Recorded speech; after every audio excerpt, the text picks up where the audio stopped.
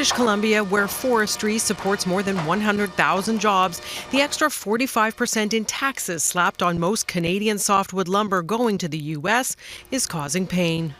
There's a mill on the island, Chemainus, that hasn't ran for 4 months. And so news of more help from Ottawa, including bumping up income replacement benefits to 70% for affected workers, is welcome. But the union representing 14,000 forestry workers in Canada adds supports need to roll out as soon as possible. These industries, for the most part, aren't in Vancouver or Toronto or Montreal.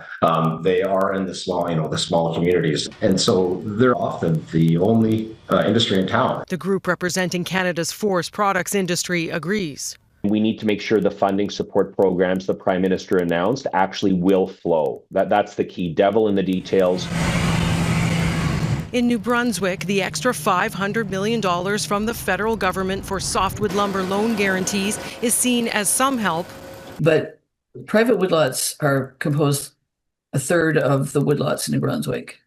And whether any of this trickles down to the private producer is probably doubtful. Softwood lumber from Nova Scotia is excluded from U.S. duties, but there's still the 10% tariff and tumbling softwood prices, which have dropped roughly 25% in several months.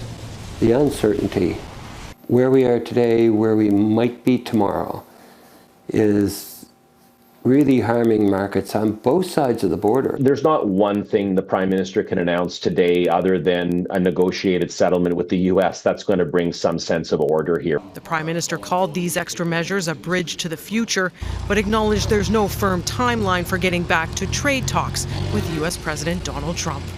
Heidi Petracek, Global News, Halifax.